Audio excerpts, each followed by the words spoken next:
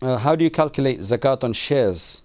Zakat on shares is calculated based on the zakatable value of each company.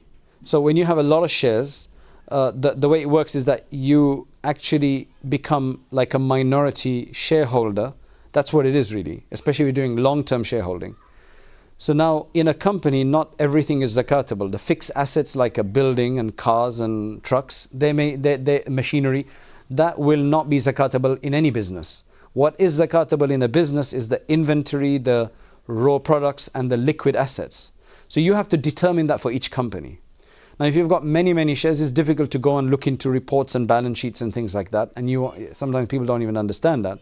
So many of the contemporary ulama, they've given a formula to figure that out. And the formula is that you take all of your shares, and let's just say you've got £2,000 worth of shares. Or let's just say 1,000 for the sake of ease, £1,000 worth of shares. You will pay zakat on 40% of the assets. 40%, because generally in a business, you would say that 40% are zakatable assets and 60% are not. So you can ignore the 60%. So you will have to pay zakat of 2.5% on 40% of your entire holding. So on 1,000, 40% of that would be £400. So you would pay zakat on £400. Zakat on £400 is 2.5% or 1/40th, which would be how many pounds? It'd be £10. So really, the easier way to do it is that rather than work out 40% of your total holding and then 2.5% of that, there's an easier shortcut, which is that you just look at 1% of the entire holding. Because if we take the example of £1,000, 40% of that is 400, and 2.5%, which is 1/40th, is £10. £10 is also 1% of 1,000. So I just told you why it's 1%. Why you take 1% is because it's actually 2.5% of 40%. But it's difficult if you've got many assets to look at like that.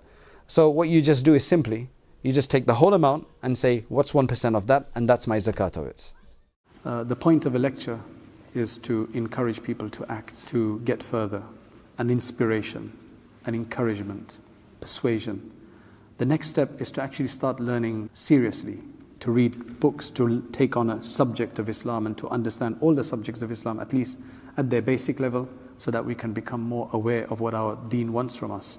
And that's why we started Rayyan courses, so that you can actually take organized lectures on demand whenever you have free time, especially, for example, the Islamic Essentials course that we have on there, the Islamic Essentials Certificate, which you take 20 short modules, and at the end of that, inshallah, you will have gotten the basics of most of the most important topics in Islam, and you'll feel a lot more confident. You don't have to leave lectures behind. You can continue to leave, to listen to lectures, but you need to have this more sustained study as well. Jazakallah khairan. Assalamu alaikum wa rahmatullahi wa barakatuh.